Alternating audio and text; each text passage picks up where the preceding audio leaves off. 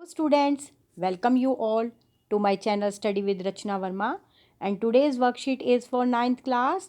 Subject is Hindi, यानी विषय आपका हिंदी है और ये रचनात्मक लेखन है। रचनात्मक लेखन का अर्थ है कि आपको जो है अपने आप स्वयं ही कोई भी लेखन करना है, पत्र लिखना है, जिसे आप इंग्लिश में राइटिंग स्किल कहते हैं।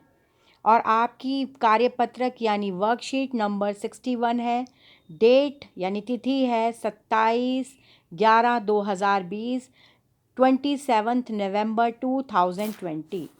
स्टूडेंट्स, फर्स्ट हमारा क्वेश्चन है, आपने पिछले दिनों कुछ पर्व मनाए होंगे, लेकिन बढ़ते हुए प्रदूषण को ध्यान में रखते हुए आपने इस बार ये पर्व कैसे मनाए?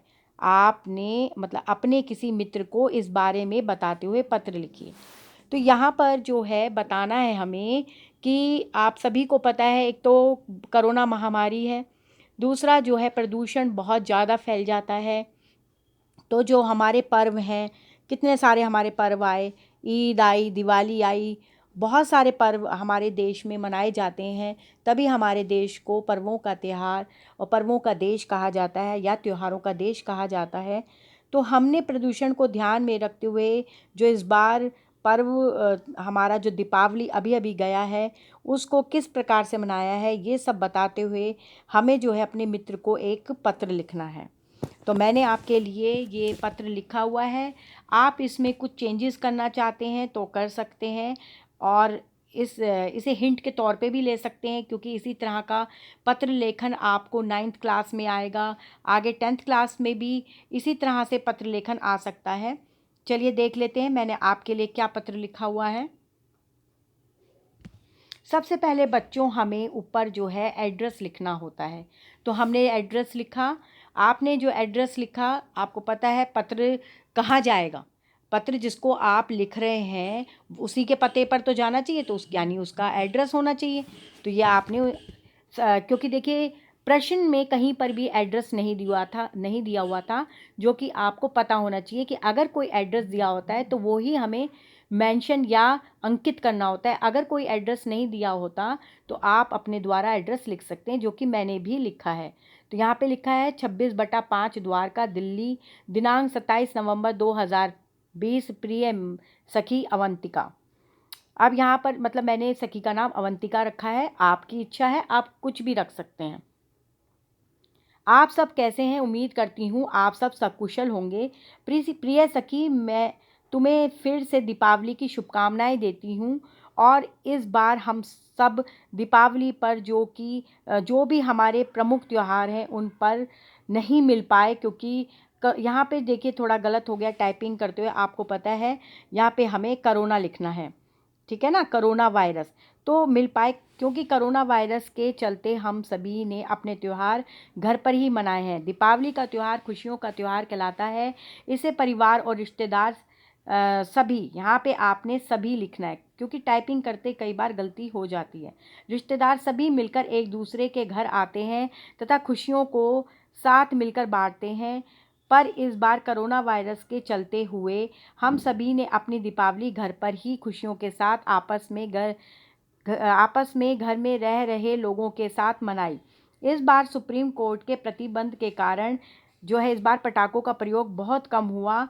इस बार की हमारी दीपावली बहुत अलग दीपावली थी, क्योंकि इस बार इतनी खरीदारी हम लोग बाज़ारों में नहीं कर पाए।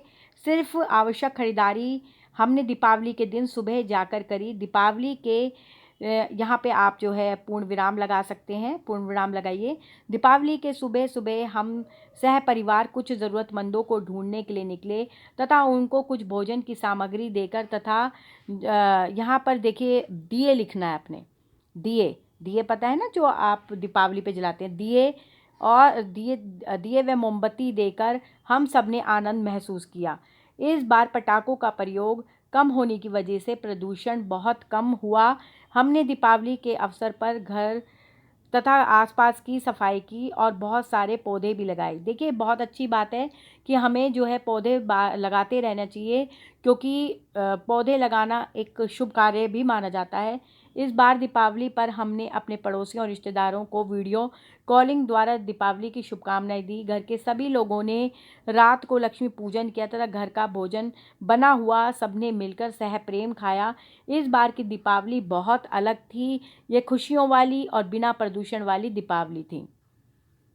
तो इस प्रकार हमारा जो है लेटर जो है ख़त्म होता है और यहाँ पर आपने नीचे अपना नाम लिखना है, तुम्हारी सखी अनामिका। ठीक है, ये आपका पत्र 1 है। चलिए दूसरा पत्र देख लेते हैं। जो हमारा दूसरा पत्र है, दूसरा पत्र है कि 1 मिनट बच्चों, थोड़ा सा ये ठीक करना पड़ेगा। कुछ दिनों से आपके आसपास प्रदूषण का स्तर काफ़ी बढ़ चुका है। इसके निवारण के लिए हमें किन्हें पत्र लिखकर, सबसे पहले तो आपको बताना है किसे पत्र लिखना है, आपको पता होना चाहिए कहाँ पर पत्र पहुँचाना है। दूसरा है अपने आसपास इस बढ़ते प्रदूषण की सूचना देनी चाहिए।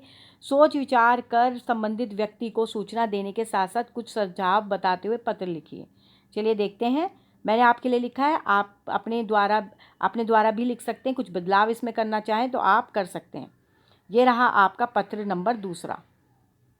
तो पत्र दूसरा है आपका, सेवा में मुख्य अधिकारी प्रदूषण नियंत्रण विभाग। जो ये पत्र है ये आप प्रदूषण नियंत्रण विभाग को लिखेंगे। करोल बाग, नई दिल्ली।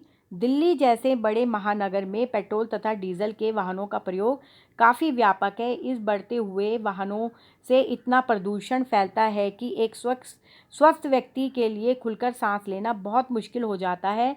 रोड या चौराहे पर पहुंचते ही आंखों में जलन होने लगती है तथा आंसू निकलने लगते हैं। फेफड़ों में ऑक्सीजन की कमी महसूस होने लगती है। कोरोना महामारी से पहले ही, यहाँ पे ही लगाना है, पहले ही मतलब पहले से ही, महामारी से पहले से ही, आप यहाँ से ही लगाएंगे। ये आपने पहले से ही दिल्ली वासी जो 2 पहिया वाहन चालक मास्क या मुंह पर कपड़ा, यहाँ पे आप कपड़ा लिखेंगे, मुंह पर कपड़ा लपेट कर वाहन चलाने के लिए मजबूर थे। यहाँ पूर्ण विराम लगाइए, क्योंकि पूर्ण विराम नहीं लगाना, यहाँ पे इसे मिटा दीजिए, क्योंकि इतना प्रदूषण था। ठीक है, आप समझ गए होंगे। अब इसके आगे जो है मैंने आपके लिए मतलब आगे की तरफ थोड़ा और भी लिखा हुआ है, देख लेते हैं।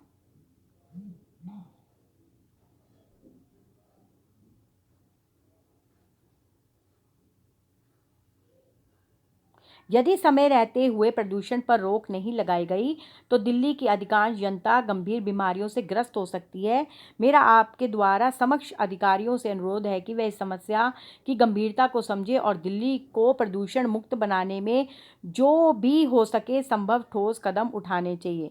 मैं इस संबंध में कुछ सुझाव प्रस्तुत करना चाहता हूँ, क्योंकि आपके पत्र में जो है सुझाव भी पूछे गए हैं। चलिए देख लेते हैं। तो मैं पहला है कि वाहनों के लिए पेट्रोल व डीजल की उपलब्धता सुनिश्चित होनी चाहिए। पेट्रोल और डीजल से चालित वाहनों के स्थान पर सीएनजी, एलपीजी और सौर ऊर्जा वाले वाहन, मतलब इस तरह से वाहनों का प्रयोग करना चाहिए। तथा बैटरी चालित वाहनों को बढ़ावा देने के, मतलब सौर ऊर्जा, ये यहाँ पे 3 नहीं लिखेंगे, ये इसी का ही पार्ट है। सौर ऊर्जा तथा बैटरी चालित वाहनों को बढ़ावा देने के लिए ठोस नीति बनानी चाहिए। और थर्ड है ये, अब आपका थर्ड हो गया, प्रदूषण से क्या क्या मतलब प्रदूषण से क्या क्या स्वास्थ्य को हानि हो सकती है। लोगों को हमें अभियान चलाकर, देखिए कई बार जो है अवेयरनेस की बहुत ज़रूरत होती है, तो अभियान चलाकर जो है जागरूक। आशा है आप मेरी प्रार्थना तथा सुझाव को ध्यान में रखते हुए ठोस कदम उठाएंगे ताकि हम सब दिल्ली वासी प्रदूषण से मुक्त हो सकें। देखिए मैं यहाँ पर हमें ये भी लिखना है कि किसने ये पत्र लिखा है, तो टाइप करते हुए मैं भूल गई, तो चलिए मैं बता देती हूँ। यहाँ पे लिखिए आप भवदीय, ठीक है, क्योंकि ये बताना होता है भवदीय। और आप कोई भी नाम लिख सकते हैं, आप जो है लिख लीजिए। अगर आप गर्ल हैं तो आप अपना यहाँ पे नाम लिख सकते हैं। चलिए मैं यहाँ पे लिख देती हूँ आशा ठीक है। और अगर आप बॉय हैं तो अपना कोई भी नाम लिख देते हैं। चलो मैं लिख देती हूँ रोहन। आपकी इच्छा है, आप कोई भी नाम लिख सकते हैं, क्योंकि जैसा मैं आपको बता चुकी हूँ कि पत्र में अगर कोई नाम मेंशन होता है तो हमें वही लिखना होता है। अब ये पत्र लिख कौन रहा है, तो ये सभी की तरफ से लिखा गया है, तो आपने यहाँ पे लिखना है जन जो है जन समाज, जन समाज। और आप जहाँ रहते हैं, जहाँ से आपने पत्र लिखा है वो जगह लिख सकते हैं। तो आप लिख सकते हैं कोई भी एक जगह। तो हम लिख देते हैं यहाँ पे फिर से लिख दो, चलिए आप दिल्ली लिख दीजिए, है ना। और अपनी कोई भी एक जगह लिख सकते हैं, ठीक है। तो इस तरह से हमारा जो है पत्र ख़त्म होता है। और आज हमने बहुत अच्छा सीखा, क्योंकि इस पत्र के द्वारा हमने बहुत आवश्यक चीज़ सीखी है, पत्र लेखन करना। क्योंकि राइटिंग स्किल, जैसे मैं आपको बता चुकी, इंग्लिश में राइटिंग स्किल कहते हैं और पत्र लेखन हिंदी में कहते हैं, ये आपके आएंगे, है ना। और आपको जो है इस तरीके से ही बनाकर अपने पत्रों को लिखना है। और बच्चों, ये ज़्यादा से ज़्यादा शेयर कीजिए और प्लीज़ मेरे चैनल को सब्सक्राइब करें। जो लाल रंग का लिखा हुआ आता है सब्सक्राइब, आप प्लीज़ उस पर क्लिक करें, तभी चैनल सब्सक्राइब होगा। Thank you so much for watching my video.